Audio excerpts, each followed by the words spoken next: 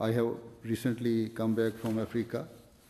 From one of the remote parts of Benin, a tribal chief openly declared that a little while ago, when rain and floods had created conditions of starvation, they appealed for help everywhere.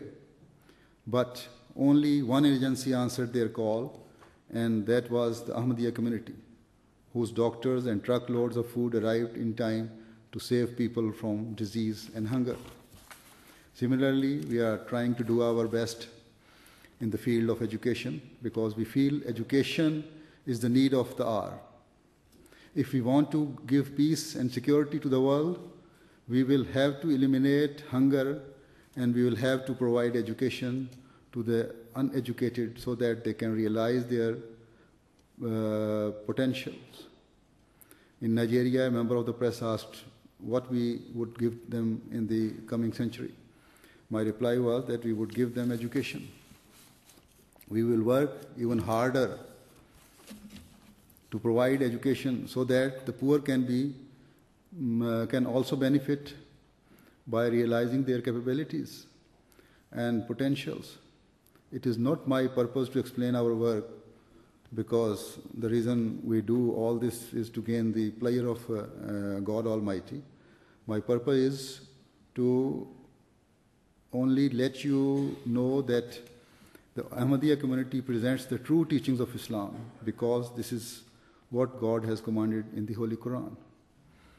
One who wants to gain the ultimate pleasure of God does, according to the Holy Quran, the following. It says, it is the freeing of a slave or feeding in a day of hunger an orphan near of kin or a poor man lying in the dust. Chapter 90, verse 14 to 17. Therefore, all of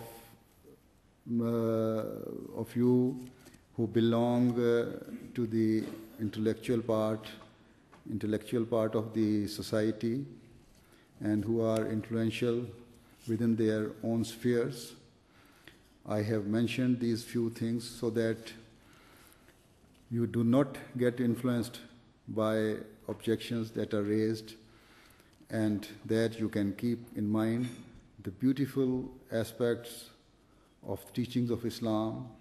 You should know that there is one community that acts on the true teachings of Islam, and that is working in the world with a high moral objective in mind.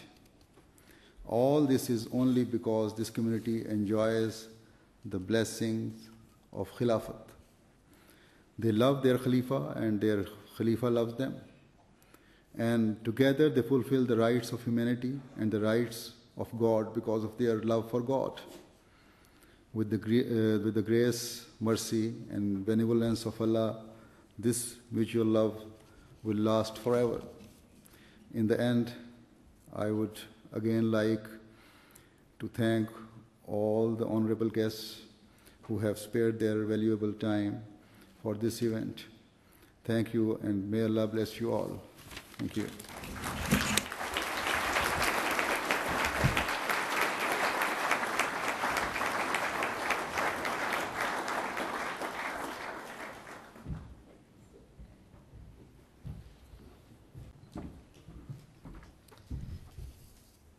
Your Holiness, we have just received a message from our Prime Minister Gordon Brown, and I'd like to just read it to you.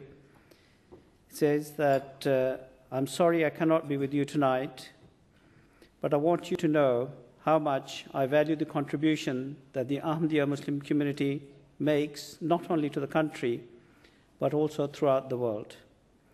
I wish you a very happy and successful centenary celebration, and know that you will continue with the work you do for the benefit of the whole mankind. I send my very best wishes to the head of your community today and to all your people in the UK and wherever they are in the world. Yours sincerely, Gordon Brown, Prime Minister. Thank you.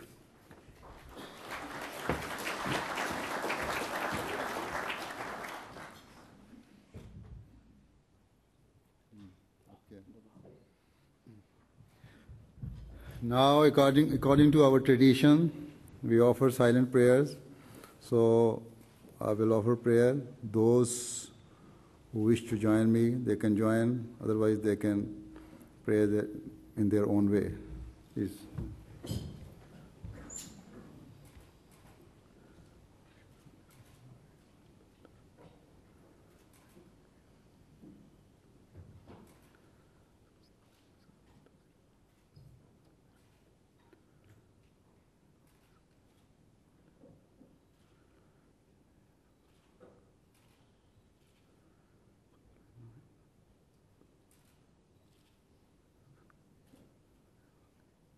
I mean,